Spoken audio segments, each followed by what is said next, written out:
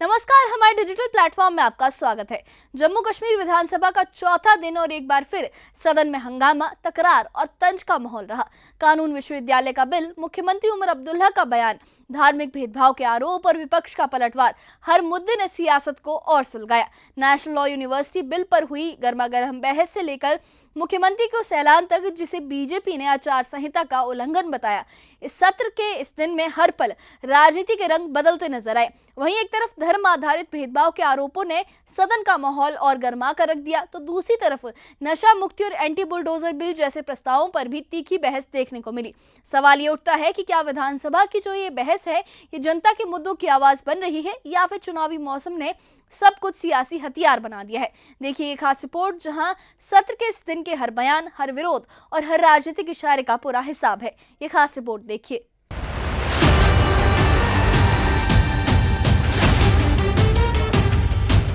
जम्मू कश्मीर विधानसभा का चौथा दिन बहस और आरोप प्रत्यारोप से भरपूर रहा। सत्र की शुरुआत नेशनल लॉ यूनिवर्सिटी के बिल के प्रस्ताव से हुई, जो अंततः पास हो गया। लेकिन विवाद तब भड़का जब मुख्यमंत्री उमर अब्दुल्ला ने सदन में कहा कि जब तक यूनिवर्सिटी की बिल्डिंग नहीं बनती, इसकी कक्षाएं बडगाम के ओमपोरा कैंपस में शुरू की जा सकती हैं। बीजेपी ने इसे आचार संहिता का उल्लंघन बताया और मुख्यमंत्री पर पद के दुरुपयोग का आरोप लगाया। नेता प्रतिपक्ष सुनील शर्मा ने सदन में कहा कि मुख्यमंत्री को चुनाव के दौरान ऐसा ऐलान करने का अधिकार नहीं है। उन्होंने कहा कि पार्टी इस मामले को लेकर चुनाव आयोग से शिकायत करेगी और अब बीजेपी ने औपचारिक तौर पर आयोग में शिकायत दर्ज भी करा दी है। हमारा इरादा है इस फाइनेंशियल ईयर में तो नहीं होगा, अगले फाइनेंशियल ईयर के शुरू में हम चाहते हैं कि क्लासेस लगना शुरू हो जाए और एडमिशन शुरू हो। तो जाहिर सी बात है उसके लिए जो है रेंटेड अकोमोडेशन में हमें काम करना होगा। अब हमें उस तरह का इंफ्रास्ट्रक्चर मिले, उस पर हम जो है अपना एक्सरसाइज कर रहे हैं। और मैंने अपने अफसरों से कहा कि पोटेंशियल साइट्स जो हैं उनको आइडेंटिफाई किया जाए। मेरे नज़र में जो मैंने इनके साथ शेयर किया है और शायद आप भी जानते हैं, ओमपुरा बडगाम में एक सॉफ्टवेयर टेक्नोलॉजी पार्क कायम किया जा रहा था और वहाँ पे एयरफोर्स की हमें इजाज़त मिली नहीं, क्योंकि वहाँ पे वो डिश वगैरह लगाने पड़ते और उनके कम्युनिकेशन में उनको फर्क पड़ता। और वो बिल्डिंग शानदार एक कैंपस बना हुआ है, लेकिन उसका कोई इस्तेमाल नहीं है आज। मुमकिन है अगर और कोई हमें बेहतर जगह मिली नहीं तो मुमकिन है कि ओमपुरा बडगाम के उस कैंपस में हम फिलहाल जो है सेंट्रल ये लॉ यूनिवर्सिटी जो है शुरू करें। उसके बाद परमानेंट कैंपस जो है वो हम एस्टैब्लिश करना शुरू कर लेंगे। आज बहुत बड़ा अपराध किया है उमर अब्दुल्ला साहब ने। वो बहुत बड़े ओहदे पे बैठे हुए हैं। चीफ मिनिस्टर बहुत बड़ा ओहदा होता है और हर इंस्टीट्यूशन की को कायम दायम रखना, उसकी मर्यादा को, सैंक्टिटी को कायम दायम रखना हर व्यक्ति का फर्ज बनता है। कॉमन मैन तो कभी गलती करता है, लेकिन जो इतने बड़े ओहदे पे बैठा हो उसको इस प्रकार की बातें नहीं करनी चाहिए थी। उमर अब्दुल्ला साहब ने इस अगस्त हाउस का, इस हाउस की मर्यादा का उल्लंघन किया है, गलत इस्तेमाल किया है, दुरुपयोग किया है और यहाँ से बडगाम पे निशाना साधा है। इनको अपनी जमीन खिसकती हुई दिखी। ये तो इस बात को 14 नवंबर के बाद भी बोल सकते थे, हम क्लासेस खोलेंगे, कोई बड़ी बात नहीं थी। लेकिन जमीन खिसक रही है, वहां पे इनका घर टूट रहा है, तो फटाफट इन्होंने इस हाउस का इस्तेमाल करके, असेंबली का इस्तेमाल करके एक अपराध किया है। मैं तो कहता हूं कि मॉरल ग्राउंड्स पे इनको रिजाइन करना चाहिए। बहुत बड़ा गुनाह किया है, गलती की है। सदन में अगला बड़ा मुद्दा धार्मिक आधार पर भेदभाव को लेकर उठा। बीजेपी विधायक शगुन परिहार ने आरोप लगाया कि किश्तवाड़ में हिंदू इलाकों में सड़कों का निर्माण जानबूझकर रोका जा रहा है। उनके इस बयान का नेशनल कॉन्फ्रेंस के विधायकों ने कड़ा विरोध किया। जी बिल्कुल, नेशनलिस्ट होना ही शायद मुझे लग रहा है नेशनल कॉन्फ्रेंस को नहीं भा रहा, इस वजह से वो वहाँ सड़क नहीं बनने दे रहे। और आज भी उन्होंने यही मसले का डाइवर्जन किया कि नेशनलिस्ट होने की वजह से उन लोगों को सड़क नहीं मिल रही है। लेकिन मैं नेशनल कॉन्फ्रेंस के chief minister, deputy chief minister को ये बता दूं कि आपको किश्तवाड़ को डेवलपमेंट की पटरी पर लाना ही होगा, हमारे इलाकों में विकास की धारा को लागू करना ही होगा। आखिर कब तक आप कभी आतंकवाद के नाम पे, कभी अलगावाद के नाम पे और कभी राजनीतिक दुराग्रह के नाम पे किश्तवाड़ को भेंट चढ़ाते रहोगे? इसके बाद कांग्रेस विधायक इफ्तिकार चौधरी ने बीजेपी पर सांप्रदायिक राजनीति का आरोप लगाया। उन्होंने कहा कि बीजेपी जम्मू कश्मीर की राजनीति को धर्म के नजरिए से देख रही है, जबकि जनता का असली मुद्दा विकास है। इफ्तिकार चौधरी ने कहा कि शगुन मेरी साथी है, लेकिन ऐसी टिप्पणी नहीं करनी चाहिए थी।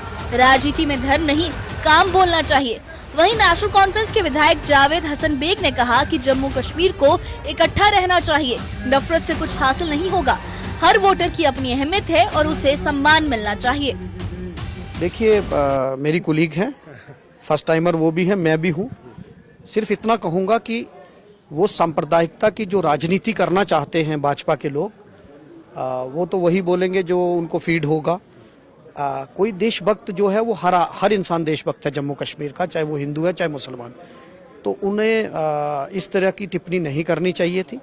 और डेवलपमेंट पिछले 10 साल उन्हीं की सरकार थी। अगर किसी क्षेत्र में रोड नहीं आई पीएमजीएसवाई की, तो पीएमजीएसवाई तो सेंटर के अधीन आता है। तो 10 साल से तो आप ही थे, तो इग्नोर तो आप ही ने किया। ये सरकार ने कहा इग्नोर किया। तो मैंने तभी उसी कंटेस्ट में मैंने कहा कि अगर जम्मू के साथ किसी ने भेदभाव किया है तो वो मोदी सरकार ने किया है, क्योंकि मोदी जी सुध लेने के लिए 28 एमएलए थे। जम्मू के अंदर कितना नुकसान हुआ, आपके माध्यम से मैं उनसे पूछना चाहता हूं, क्या वो 28 एमएलए मोदी जी को ये बात नहीं मनवा पाए कि आप हमारे लोगों की हालचाल पूछने चलो, एक पैकेज ही अनाउंस कर दो। मैं ये समझता हूं कि जम्मू और कश्मीर को इकट्ठा रहना चाहिए। कभी आपने गौर किया है, this is I, J, K and L alphabetical order में। इंडिया तब है जब जम्मू कश्मीर और लद्दाख इकट्ठा है। सो जम्मू को और कश्मीर को इकट्ठा रहना चाहिए। इस तरह की बातें नहीं करनी चाहिए जिससे पोलराइजेशन होगा। और नफरत से क्या होता है, आप एमएलए बन जाएंगे, डिलीवर क्या करेंगे? नफरत। तो जो नफरत बोता है वो बाद में पूरी कौम को नफरत काटनी पड़ती है। तो जो उन्होंने बात की है वो उन्होंने बैड इंटेंशन से नहीं की है, वो स्लिप ऑफ टंग हो जाती है और एक कभी ट्रिगर रिस्पांस होता है टू ए पर्टिकुलर सिचुएशन। इसमें इतना उनको नहीं करना चाहिए कि आप उसको क्रिमिनल समझें। She is a very respected member of the house and she deserves to be respected and treated well. PDP के विधायक मीर मोहम्मद फयाज ने इस बहस के बीच बीजेपी और एनसी दोनों पर निशाना साधा। उन्होंने कहा कि सड़क निर्माण को लेकर जवाबदेही सरकार की है और विकास पर बहस होनी चाहिए, न कि राजनीतिक ड्रामे पर। वहीं पीडीपी के वहीद रहमान पर्रा ने कहा कि उनकी पार्टी गरीबों और बेघर लोगों के लिए बिल ला रही है, लेकिन बीजेपी उसे लैंड जिहाद का नाम देकर जनता को गुमराह कर रही है। पर्रा ने कहा कि ये बिल उन लोगों के हक में है जिनके पास अपनी जमीन नहीं है। इन्हें हक से वंचित करना गलत है। सरकार दिल्ली में उनकी है, पिछले 5 साल भी उनकी सरकार थी। उनके जो है पीएमओ में मंत्री बैठे हैं। अगर सड़क नहीं बनी तो वो पहले खुद जवाब दे। अब ये जो है जिस तरह से ये आज आपने देखा होगा पिछले 3-4 दिन से, पहले ये सेशन में कुछ ही दिन है, तो इसमें भी ये जो दोनों पार्टियां इनका फिक्स में चल रहा है कि आप ऐसा करो हम ऐसा करेंगे। तो ये टाइम जाया कर रहे हैं। हमारे बहुत सारे बिल्स थे। I think we should see this whole space. This is the last agency of the people of Jammu and Kashmir, this house. It should not become a communal institution. We are in favor of debate, discourse. We may agree with each other, but it is better to use the space for positive criticism. And सदन में नशा मुक्ति विधेयक भी पेश किया गया। स्वास्थ्य मंत्री सकीना इत्तू ने कहा कि नशा हमारी नई पीढ़ी को बर्बाद कर रहा है। इस विधेयक का मकसद युवाओं को इस बुराई से दूर रखना है। वहीं एंटी बुलडोजर बिल पर बहस के दौरान डिप्टी सीएम सुरेंद्र चौधरी ने पीडीपी पर पलटवार किया। उन्होंने कहा कि अगर पीडीपी सच्चे इरादे से बिल लाना चाहती थी तो पहले नेशनल कॉन्फ्रेंस से बात करती, न कि इसे सिर्फ सियासी ड्रामा बनाने के लिए पेश करती। जो ड्रग डी एडिक्शन के लिए बिल लाया था हमारे मेंबर ने, तो क्योंकि आप जानते हैं कि ड्रग एडिक्शन जो है वो एक ऐसी वबा है जो हमारी जनरेशनों को तबाह कर रही है। उसको हमने कहा कि ये बिल गवर्नमेंट खुद लाएगी और लाना जरूरी है। उसके बाद आप लैंड बिल की बात करते हैं। बाकी जो बिल है, लैंड बिल का मतलब ये है कि हमने पहले ही कहा है चीफ मिनिस्टर साहब ने, जो गरीब लोग हैं अगर वो कहीं पर रह रहे हैं उनके लिए अगर कुछ करना पड़ेगा, जो बीपीएल एवाई में आते हैं वो ये सरकार जरूर करेगी, जो हमारे अपने जम्मू कश्मीर के लोग होंगे। देखिए, ये बात तो क्लियर है कि अगर पीडीपी ईमानदारी से जम्मू कश्मीर के लोगों के लिए बिल लाना चाहती थी, कम से कम हमसे बात करती। कौन सा बिल है? जम्मू कश्मीर के हित में कोई भी पार्टी किसी तरीके का बिल जो लेके आएगी जो जम्मू कश्मीर के लोगों में के हित में होगा। नेशनल कॉन्फ्रेंस आजादी से लेकर आज तक हमेशा जम्मू कश्मीर के लोगों के हित में फैसले करती आई है और यहाँ भी नेशनल कॉन्फ्रेंस कदाई ये ना करती कि हम इस बिल के खिलाफ जाते। लेकिन जो बिल आया उस बिल की परिभाषा, भाषा और उस बिल का पीछे जो माइंड है वो एक अलग किस्म का है और वो सिर्फ एक बिल मकसद के लिए नहीं लाया गया था, वो सिर्फ एक मकसद था कि हमने ड्रामा करना है। और जब ड्रामा करने के लिए कोई बिल लाया जाएगा तो आप कैसे हम उम्मीद कर सकते हैं कि नेशनल कॉन्फ्रेंस की लीडरशिप उसको सपोर्ट करेगी। जम्मू कश्मीर विधानसभा के जारी सत्र को लेकर स्थानीय स्तर पर भी तीखी प्रतिक्रियाएं सामने आ रही हैं। आम लोगों और कर्मचारी संघों ने सरकार पर अपने ही एजेंडे से भटकने का आरोप लगाया है। लोगों का कहना है कि जहां एक ओर सरकार वित्तीय संकट का हवाला देकर आरक्षण, डेली वेजेस की रेगुलराइजेशन और पिछड़े वर्गों के कल्याण जैसे मुद्दों पर ठोस कदम नहीं उठा रही, वहीं विधायकों की वेतन वृद्धि की चर्चा जोरों पर है। ईजेएसी के महासचिव सजाद अहमद ने कहा कि सरकार को अपने वादों पर अमल करना चाहिए, जबकि सामाजिक कार्यकर्ता उमर भट्ट ने कहा कि जनता विकास चाहती है, लेकिन सत्र में बहस सियासी लाभ पर केंद्रित दिख रही है।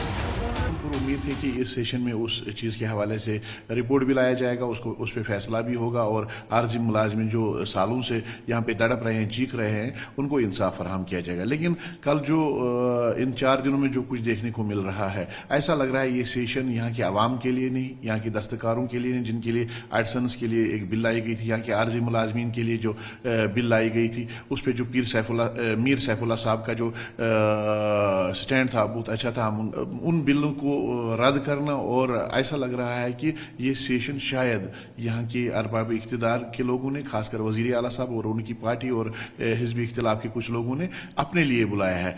इस सरकार से हमेशा 1 साल के अरसे में हर एक तबके फिक्र के लोग जो है कहीं ना कहीं मायूस दिखते नजर आ रहे हैं। अगरचे इस सरकार के पास माकूल जो मैकेनिज्म है, लेकिन फाइनेंशियल कंस्ट्रेंट्स की वजह से ये बार बार अपने करने में वो जस्टिफिकेशंस दे रहे हैं। मुझे नहीं लगता है कि ये कहीं ना कहीं जो है इनकी हुकूमत का एक ऐसा बहाना है। मुझे लगता है कि मिनिमम वेजेस एक्ट जो एक बहुत पुराना अब जो इशू था, उस पर इम्प्लीमेंटेशन न होने की शायद इनके पास कोई जस्टिफिकेशन नहीं थी, लेकिन आज भी इन्हीं फाइनेंशियल कंस्ट्रेंट्स की वजह से ये मिनिमम वेजेस एक्ट को भी लागू नहीं कर पा रहे। राज्यसभा चुनाव से लेकर लॉ यूनिवर्सिटी बिल, नशा मुक्ति प्रस्ताव और धार्मिक बहस तक जम्मू कश्मीर विधानसभा का चौथा दिन सियासी टकराव और गर्म बहसों से भरा रहा। बीजेपी ने मुख्यमंत्री उमर अब्दुल्ला के खिलाफ चुनाव आयोग में शिकायत दायर की है। वहीं विपक्ष का कहना है कि सरकार जनता के असली मुद्दों से ध्यान भटका रही है। सदन की कार्यवाही अब अगले दिन के लिए स्थगित कर दी गई, लेकिन इस हंगामे ने ये साफ कर दिया कि चुनावी मौसम में हर मुद्दा अब राजनीतिक हथियार बन चुका है। Bureau report, news 18। तो जम्मू कश्मीर विधानसभा का चौथा दिन सियासत के लिहाज से बेहद गर्म रहा। मुख्यमंत्री उमर अब्दुल्ला के बयान से उठा विवाद, बीजेपी की चुनाव आयोग में शिकायत, पीडीपी और एनसी की जुबानी जंग, सब कुछ इस बात का सबूत है कि चुनावी मौसम ने हर मुद्दे को राजनीतिक रंग दे दिया है। जहां जनता उम्मीद कर रही थी कि सदन में उनके रोजमर्रा के मसलों, रोजगार, वेतन और विकास पर चर्चा होगी, वहीं बहसों का रुख आरोप प्रत्यारोप की तरफ मुड़ता चला गया। अब नजर अगले दिन पर होगी सत्र की कि क्या विधानसभा में अगले दिन कुछ ठोस चर्चा होगी या फिर सियासी बयानबाजी का ये सिलसिला और तेज होगा। इस बारे में आपकी क्या राय है, हमें कमेंट बॉक्स में अपनी राय जरूर बताइए। और इससे जुड़े अपडेट्स के लिए और ऐसी खबरों के लिए हमारे चैनल के साथ बने रहिए। हमारे चैनल को सब्सक्राइब करिए। शुक्रिया।